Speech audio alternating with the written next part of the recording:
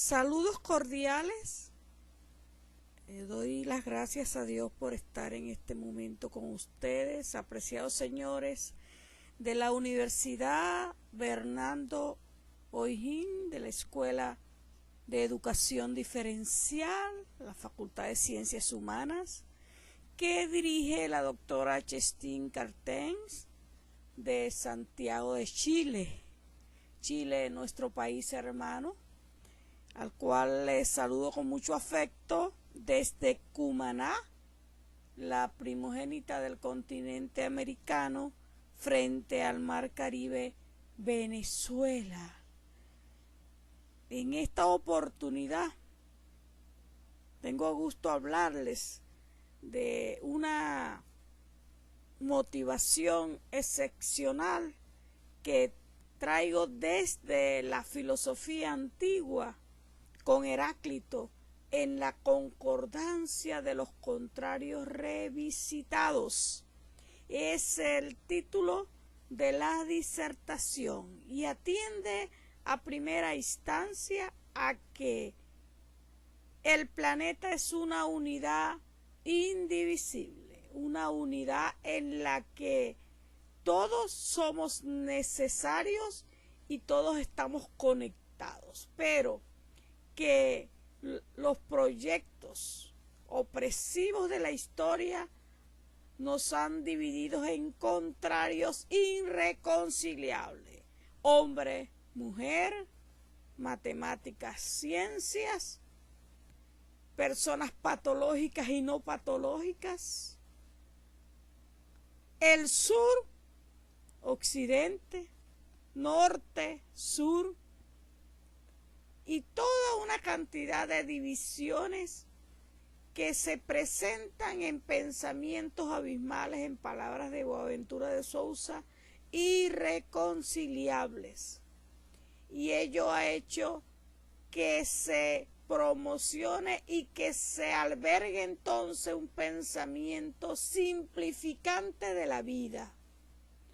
Y en el simplificante no es simplemente una mera intencionalidad, sino que entonces se crean grupos opresivos en los cuales uno domina al otro o encubre el potencial o a civilizaciones completas en el mundo. Y eso se ha llevado a la educación. Y entonces, por ejemplo, en la enseñanza de la matemática, consideramos que unos pocos llamados inteligentes pueden ascender y aprender matemática y los demás están incapacitados para ellos. Consideramos que en estos seres humanos llamados injustamente patológicos, ellos están impedidos para aprender, que tienen una discapacidad que les impide llegar a desarrollarse y a desenvolverse.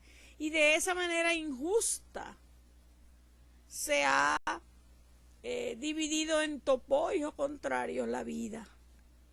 Y Heráclito era promotor de esta concordancia de los contrarios.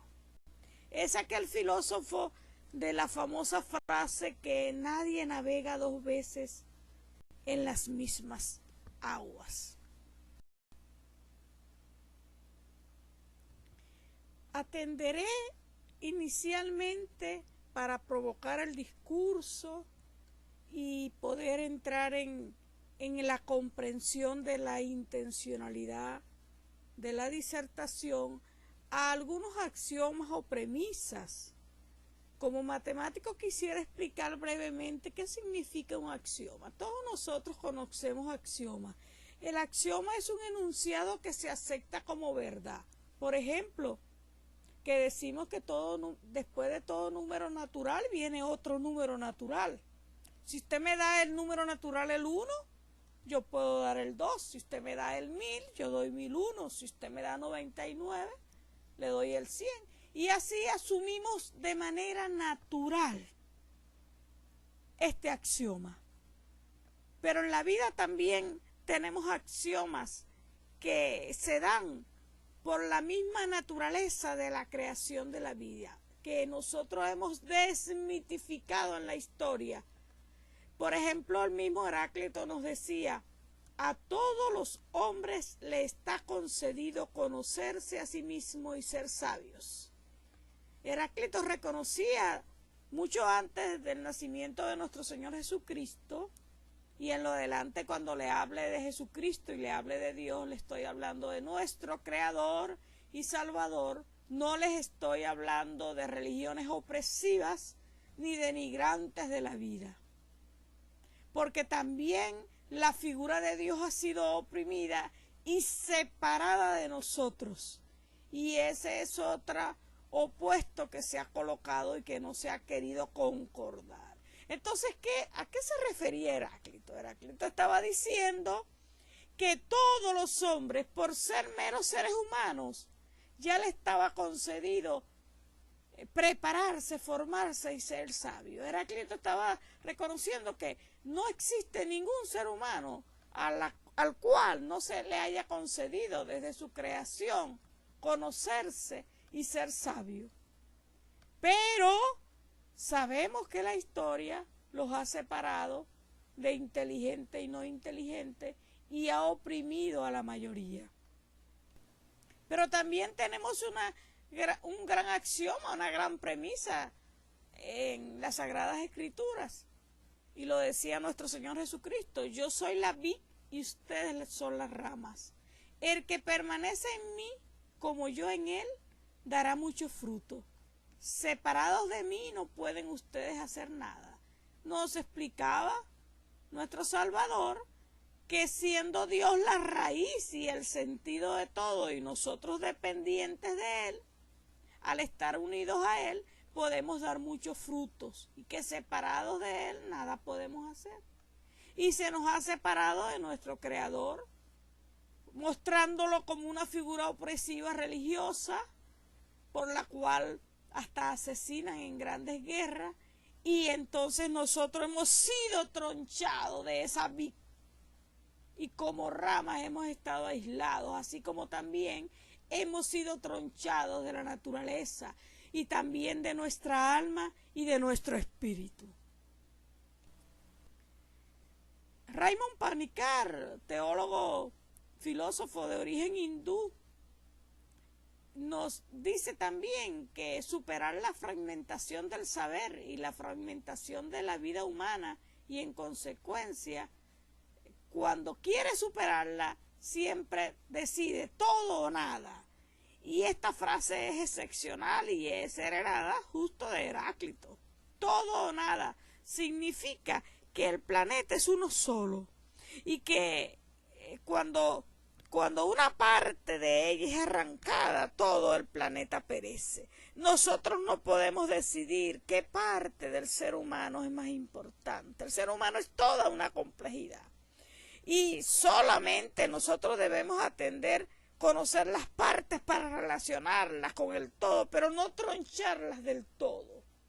Entonces, en ese asunto, dense en cuenta cómo se han ido apartando, y en palabras de Enrique Dussel, encubriendo civilizaciones enteras y todos sus saberes, pero también particularmente encubriendo el potencial maravilloso que tiene el ser humano si lo visionáramos en toda su complejidad: alma, espíritu, naturaleza, cuerpo, todo o nada.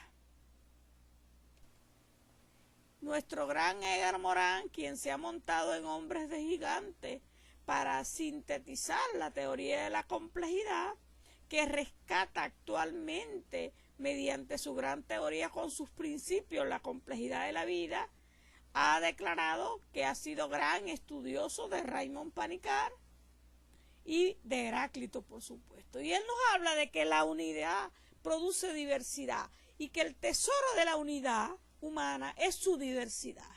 Y el tesoro de la diversidad humana es la unidad. Una esencia como patrimonio de la humanidad es que somos diversos, pero en esa diversidad nosotros nos unificamos como ser humano en una gran unidad. Y la creación lo dice claramente. Dios acomodó la tierra para que fuera buena para habitar el hombre. Y en ello nos crea del barro, crea a Adán del barro, y no es casualidad, porque es que el barro contiene todos los elementos químicos del cuerpo. Y con el soplo de su aliento, su espíritu nos da vida. En esa unidad acomodada para vivir, nosotros fuimos arrancados de la naturaleza, y el ser humano entonces ha tomado en cuenta la naturaleza para conquistarla, y conquistar para el ser humano es tronchar, es asesinar.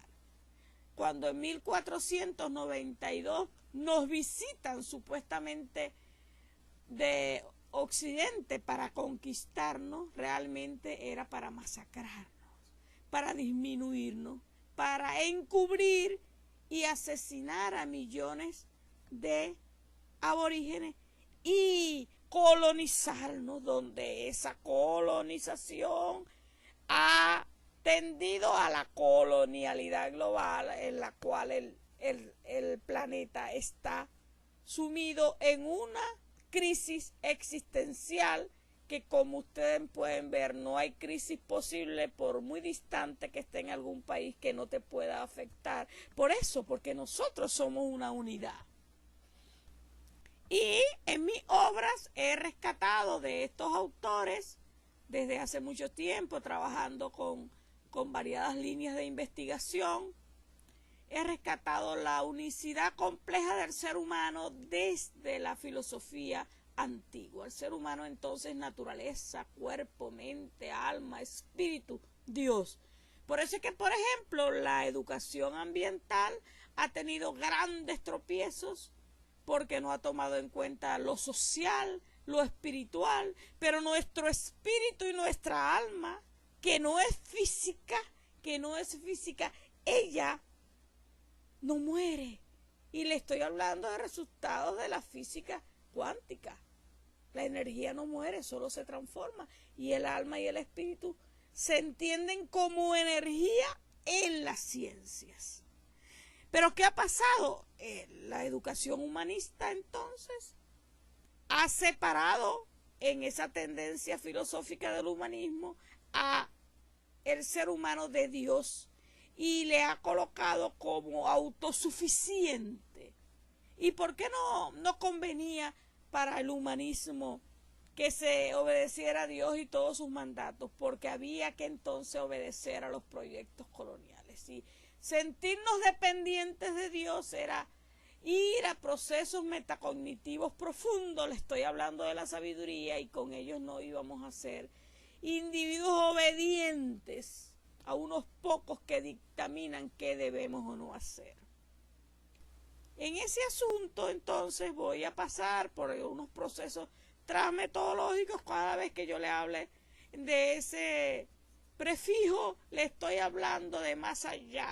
Con Enrique Dussel no un simple más allá, sino que le estoy hablando de salvaguardar lo encubierto, lo soterrado de las metodologías. Yo no pudiera entonces hacer esta disertación cabalmente deshojando las margaritas para conseguir la profundidad de la crisis si lo hiciera con los métodos, porque los métodos son obedientes a los proyectos coloniales. Y porque los métodos reducen el objeto y tratan al sujeto como objeto.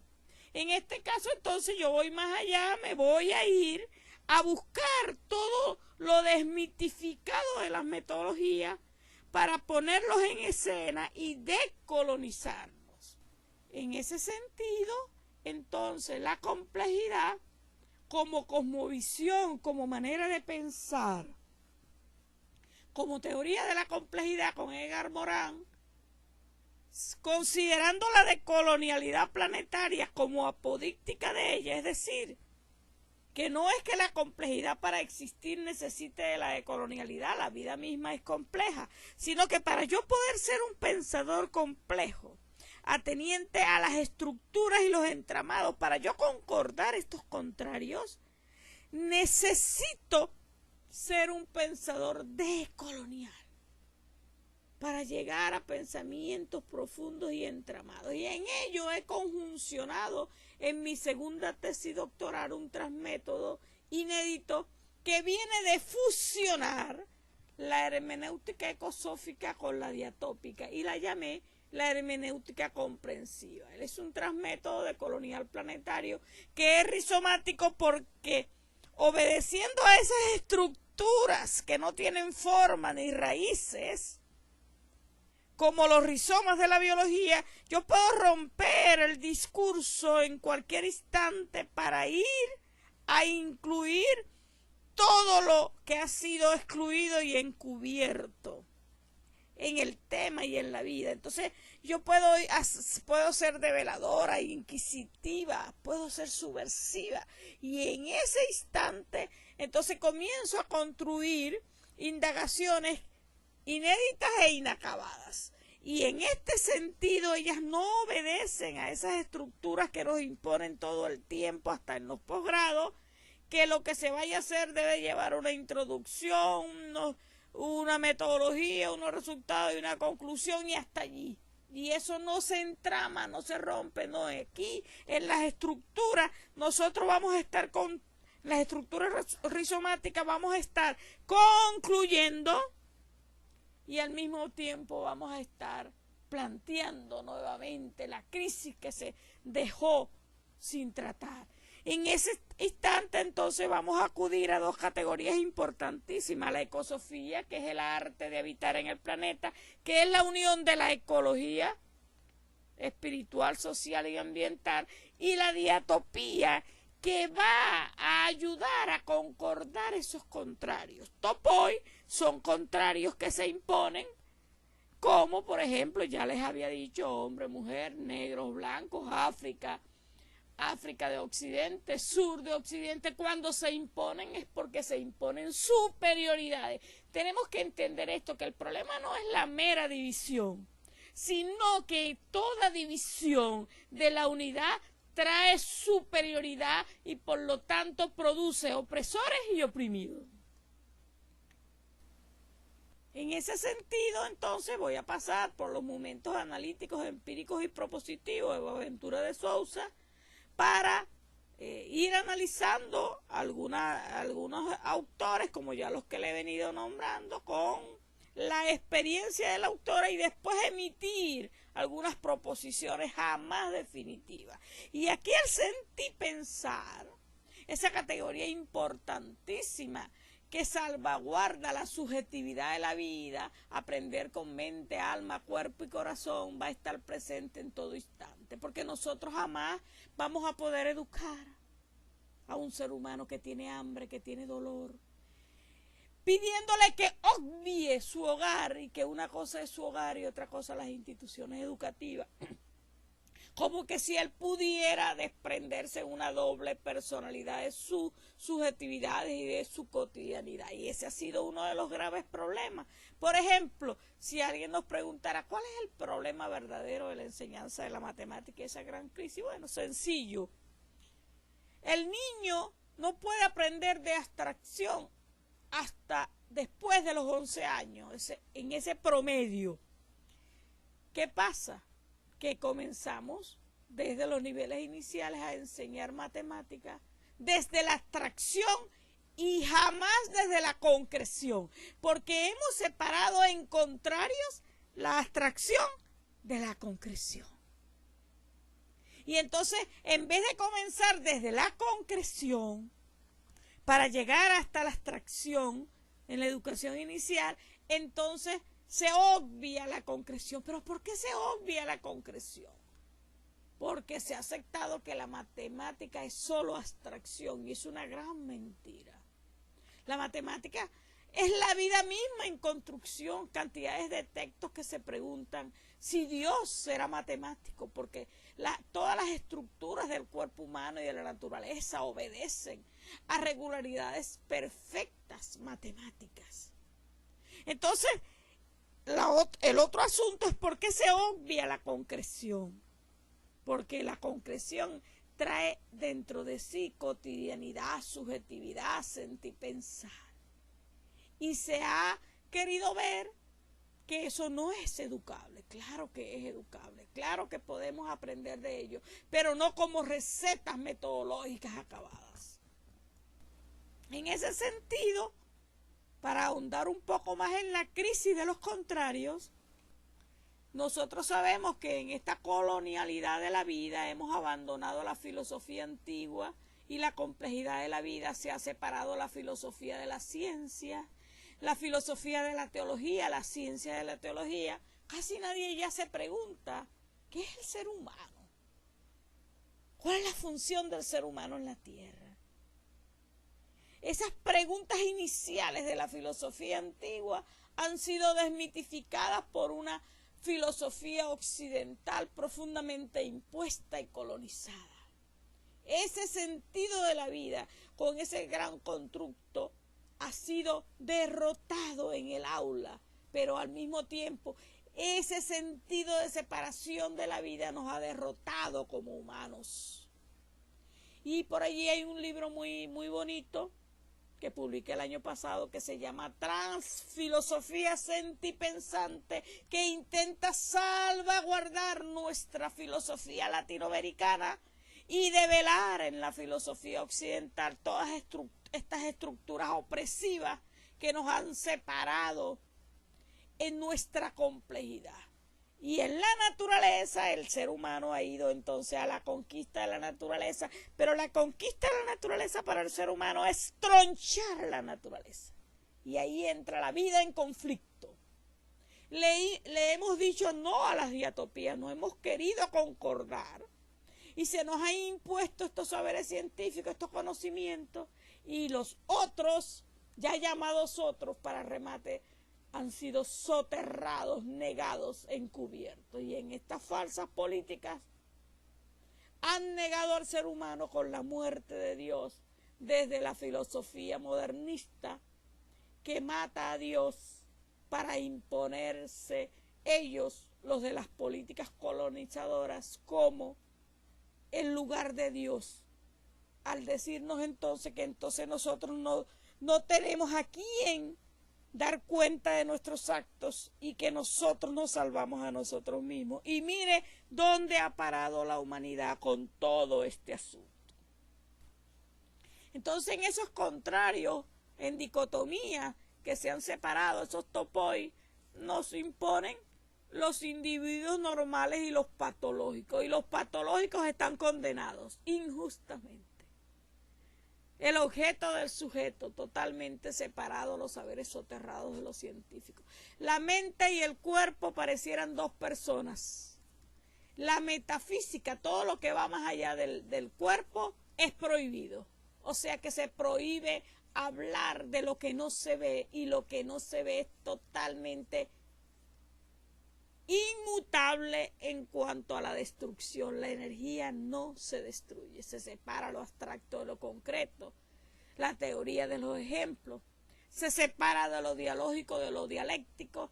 Se nos ha hecho ver que lo dialógico, y que cuando se va a dialogar en esa dialogicidad no hay que ir a la profundidad de los hechos y de los constructos, porque la dialéctica está separada de la dialógica, y resulta que es totalmente contrario a ello, porque lo dialógico no se separa de lo dialéctico. Y si no, pues vamos a recordar aquellos diálogos socráticos maravillosos de los cuales se ha sacado del aula.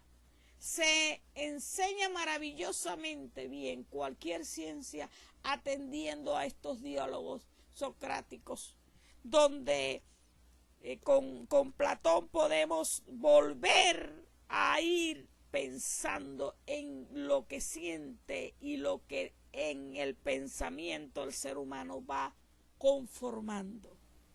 En ello, en ese humanismo tronchador de la vida, se ha convertido en un libertinaje la educación, y la mayoría atiende a unas competencias, pero el hombre mata por competencias. No es que la competencia sea mala en sí misma y que el hombre no vaya a aprender un oficio, porque hasta de las Sagradas Escrituras nosotros tenemos derecho a vivir de de lo que aprendemos y de nuestro trabajo, sino que se lleva una competencia como la finalidad, comienzo y fin de la educación, y es totalmente fuera de lo que es el ser humano. Se va entonces al mito del bárbaro en el sur y el sur global. Todos los desmitificados de la historia son los bárbaros, los que no han sido civilizados y los que tienen una doble culpabilidad. En palabras de Enrique Dussel, doble culpabilidad porque éramos inferiores y por eso nos invaden para masacrarnos y educarnos, para civilizarnos, y la otra culpabilidad es que nos opusimos a ellos. Se separa entonces esa educación en la complejidad de la vida y se lleva a reducir la vida, y por ello entonces Morán rescata con Heráclito y Panicar y también Pascal y otros autores la complejidad de la vida para concordar esos contrarios que hoy quiero yo revisitar a la luz de los nuevos resultados que llevo en las líneas de investigación. En el momento propositivo, en esa concordancia de los contrarios, tengo para ustedes lo siguiente. Es importante desligarnos de los viejos patrones impositivos de la disminución de la vida y de nuestro potencial. Tenemos que entender que todo lo que nos han inyectado en este cerebro, en esta mente, en este corazón que nos ha permeado hasta nuestro espíritu y que nos ha separado de Dios, ha sido para desmitificarnos y clasificarnos, donde unos superiores supuestamente son los que nos dicen qué ha de hacer y cómo tenemos que comportarnos. Y debemos religar luego con ese cuenco nuevo, con esa mente dispuesta para aprender desde la complejidad de la vida, jamás definitiva ni impuesta, para religar con mentes decoloniales hacia nuestra gran complejidad, con una responsabilidad antropoética por la vida, en un diálogo dialógico dialéctico, donde aceptemos la diversidad como el patrimonio más importante que nos unifica como seres humanos en el respeto de la condición humana, y siempre buscando el arte de habitar en el planeta. ¿Cómo vivir? Y esta sería una de las misiones más importantes de la educación. ¿Cómo educar para cómo vivir en momentos de grandes crisis? Responsablemente, que nos converja al sentimiento y a la acción más importante de la humanidad, que es el amor, y que se concreta con la solidaridad. Es decir, cómo colocarnos en el zapato de nuestro congénere, de nuestro vecino, de nuestro amigo, de cualquier habitante del planeta. Que procuremos no pensarlo como el otro, sino alguien diverso que nos unifica y que nos reconcilia en la gran diversidad de la creación del planeta.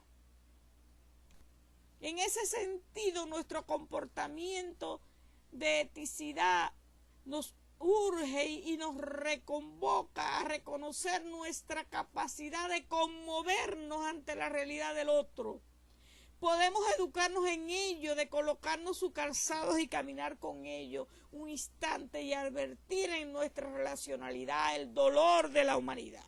En una facultad de ciencias humanas, en una educación diferencial, no podemos tener una formación integral si en esas partes que se integran no hay un entramado que los comunique, y entonces que esa formación integral sea una formación compleja, y desde luego que toda formación compleja desde luego es integral. No es solo reconocer las partes, sino nuestra profunda concordancia entre las partes, la unicidad de ellos.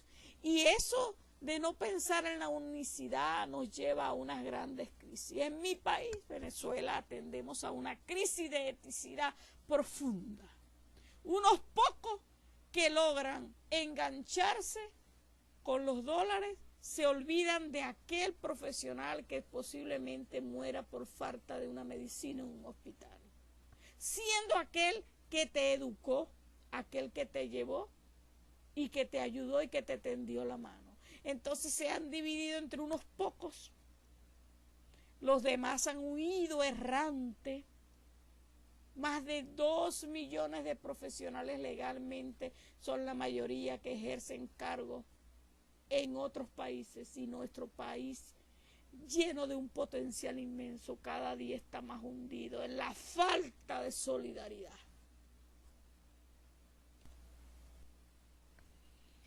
También es importante en la concordancia concordar los saberes ancestrales y los conocimientos, revisitar el mitos y el logos. No quisiera dar una clase profunda de filosofía antigua, pero por supuesto que es necesario, y todo docente debe de estar impregnado de ello. ¿Qué es eso del logo? El logo es lo que impone Occidente y el Norte como válido, como científico, como conocimiento pertinente, y todo lo que no sea de ellos es mito, no vale, es de menor intencionalidad y de menor importancia, por lo tanto su logo es superior a nuestros mitos, y aún así, teniendo nosotros logos en el sur y en el sur global, les repito, todos los desmitificados del planeta, aún así ellos imponen su logo por encima de nuestro logo. Y nosotros siempre vamos como soterrados y colonizados a buscar qué es lo válido que debemos enseñar, y qué casualidad, que no es casualidad, que lo válido no es nuestro. Y entonces nuestros saberes ancestrales que nos reconcilian con nuestra pertinencia y nuestra civilización es soterrado y ocultado, como el mito que se ocultó desde la invasión a todos los continentes por parte de Occidente. Entonces se separa la cultura de la vida, y nosotros tenemos que concordar estos aparentes contrarios. ¿Por qué? Porque los conocimientos científicos, al ser decolonizados, ellos aceptan que los saberes ancestrales aportan a estos conocimientos en el mismo nivel de importancia, y los saberes ancestrales aceptan los conocimientos científicos decolonizados como parte de la gran diversidad y manera de conocer, Miren lo que les estoy diciendo. No tenemos nunca ni instantes ni grupos de estudiantes que tengan el mismo patrón bajo el cual vamos a enseñar. Podemos tener un grupo a las 7 de la mañana y el grupo con el mismo contenido programático de las 10 de la mañana. Es totalmente diverso. Ya ese mar no es el mismo mar al que navegar, así sea con el mismo barco y el mismo capitán. Y aún así, atendiendo a Heráclito, puedo ser un ser totalmente diferente para aprender algo en la mañana que en la tarde, porque resulta que nadie navega 2 veces bajo las mismas aguas. Y allí tenemos que atender a esa gran diversidad de tiempos, de instantes, de lugares, de culturas, de vidas, de saberes, de conocimientos. Y entonces, en el abrazo del mito y el logo, desmitificado de la historia el mito e impuesto el logo, podemos reconocernos en nuestra gran diversidad. Y allí pudiéramos nosotros preguntarnos si han sido develados, por ejemplo, las matemáticas mayas, las matemáticas wayuu, los wayuu, nuestro grupo de aborígenes que compartimos con Colombia, si ha sido develado las matemáticas egipcias. ¿Por qué cuando se enseña la matemática maya, que ya se conoce y en muchas partes se está enseñando, por qué no ha tenido éxito en la trascendencia hacia la tierra? Me atrevo a decir que cada vez que un maya, portador de esta inmensa civilización, enseña sus sistemas numéricos, está pensando que los sistemas numéricos de Occidente son mejores. Y siempre en su propio ser lleva su minusvalía impuesta en su mente y que le permea toda su existencia. Y les debo decir, les invito a leer un libro que publiqué hace 2 años, que se llama Entramado de los sistemas de numeración mayas y egipcios, donde hay un encuentro entre dos civilizaciones donde el espacio que separa a los mayas de los egipcios no es impedimento para comprender la importancia, en el igual grado de importancia de las matemáticas mayas y las matemáticas egipcias. Este mito y logos concordados hay que dar esencia para romper ese pensamiento abismal. Es decir, lo que se ha colocado como, es una frase de Boaventura de Sousa, lo que se ha colocado para separarlos. Personas negras, personas blancas. Se han creado razas en las mentes y en las comunidades. Y los que son los negros, desde luego que son los que están incapacitados para llegar a sus mejores procesos metacognitivos según el logos que lo impuso, y ellos siempre estarán soterrados. Hay que entonces disminuir ese pensamiento abismal que nos ha separado, pero no para ahora el sur cometer el mismo error de Occidente y el norte y hacer su mini planeta en una esquina. No es posible, señores, vuelvo y digo, no es posible separar la universidad por mucha diversidad que contenga. No es posible intentar salvarse unos pocos en un mini planeta en una esquina de la Tierra sin que toda la otra Tierra, que desmitificamos y por eso llamamos otra, sea colapsada. Y el sentipensar debe ir a la cientificidad en una revisita de ese mito y el logo, para que con los saberes entramados con los conocimientos y estos con los saberes en un gran engranaje se reconozca la complejidad de la vida al ser humano en toda su complejidad, y que atendiendo a que la vida está en peligro, entendamos el universo en una unidad indivisible. Y la cultura jamás estará separada del ser humano y de la civilización. Esa diversidad cultural que nos recuerda nuestra gran tierra, que es la única patria que tenemos para habitar con este cuerpo. Por supuesto que nosotros que hemos aceptado a Dios sabemos que tenemos una gran casa celestial, pero que en esta tierra solamente podemos habitar con este cuerpo. Y para los que no cuidamos el cuerpo o alteramos la naturaleza que le da vivencia al cuerpo o nos separamos de Dios, les advierto que estamos cometiendo un terrible error. Entonces debemos rescatar esa categoría inmensa que se llama ciudadanía planetaria, el ciudadano que atiende a la salvaguarda de la vida en un encuentro de las civilizaciones, y que en la educación aprovecha muy bien la reforma del pensamiento con los principios de la complejidad para ir siempre a la salvaguarda de la vida, y podemos educarnos en ello. Aún estamos a tiempo. En la educación, una línea que se viene desarrollando desde Edgar Morin, que habla de la educación planetaria, pero que entonces con la apodíctica condición de decolonialidad planetaria para comprender lo complejo, la unicidad de la vida, entonces esa línea se ha venido manejando, desmitificando primero las crueles competencias para ir a estrategias complejas.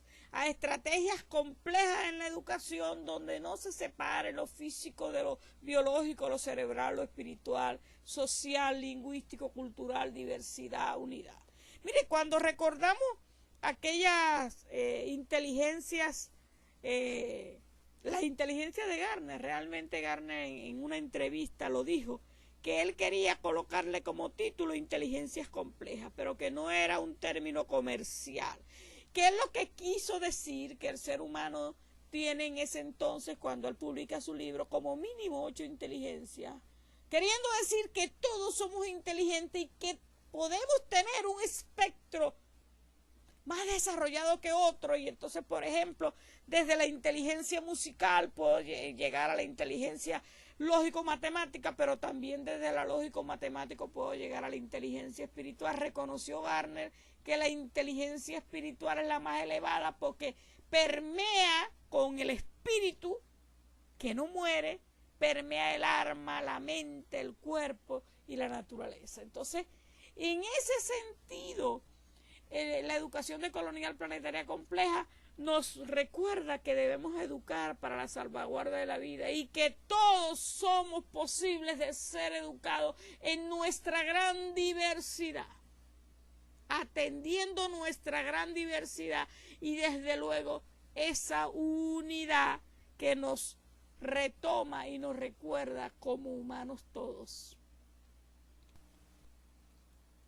Y en el momento propositivo, para concluir, debo decir que la concordancia no es mero decreto. La concordancia de los contrarios, de la división de la vida, es una lucha. Y en esa lucha hay que vincularnos al ser humano, a nuestras necesidades de metacognición, nuestras maneras de pensar, recobrando la humanidad con la mente y el espíritu, recordando que en este patrimonio de la humanidad el ciudadano planetario y su cultura como realización nos lleva a la salvaguarda de la vida, y entonces la concordancia de los contrarios en religajes es una urgencia hoy. Y esos topoi, esos contrarios en diatopías, en acuerdos, en reconciliación son urgentes. La vida y todos los procesos, apreciados señores, son complejos. Por ello es necesario religar en una complejización, en concordar los topoi que permitan entender en el conocimiento no absoluto, sino reflexivo, pertinente, reconstructivo, investigativo, integral, pero también comunicativo entre las partes para lograr el entramado complejo, donde lo global no está separado de lo local. La teoría no está separada del ejemplo, ni lo abstracto de lo concreto, ni el hombre de la mujer, ni la vida de la muerte, ni la filosofía de las ciencias, ni la teología de la filosofía. Tampoco están separados los saberes de los conocimientos, ni Dios del ser humano, ni la naturaleza del ser humano. Entre tantos otros no se separan. Uno alimenta al otro. Es la concordancia heracliana, moriniana, panicarniana, pascaliana y toda la amalgama de concepciones y principios que lo constituyen. Y recordando a nuestro gran Paulo Freire, que cómo se hace, tenemos que provocar el parto. Sí, tenemos que provocar el parto. Y la gran tarea humana histórica de los oprimidos es liberarse a sí mismos y a sus opresores. No esperemos que los opresores nos liberen.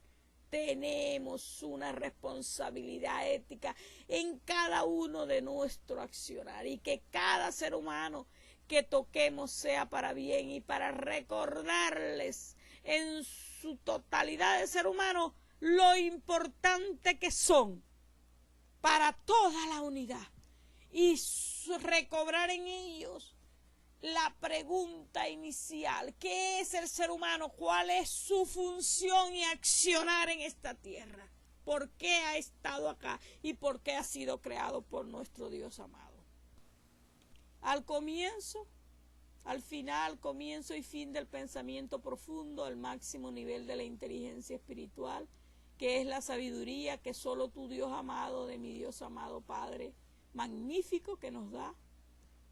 Les invito a reconciliarnos con la naturaleza y con Dios, con nuestra alma, con nuestro espíritu, de los cuales hemos sido tronchados, para ver cómo es que la exposición de las palabras de Dios alumbra y hace entender a los simples, y habla ahí de los simples cuando habla de los que no quieren reconocer a nuestro amado Dios. Gracias a todos ustedes y espero para las preguntas. Les invito a visitar mi blog, desde donde pueden descargar en extenso toda mi obra. Me he cuidado de publicar en revistas y editoriales donde esté dispuesto en extenso los libros gratuitos para toda persona de buena voluntad que comprenda que necesita un accionar distinto y que la humanidad lo requiere así. Muchas gracias a todos ustedes, les abrazo en la distancia que nos separa, pero que no nos desune. Dios les bendiga.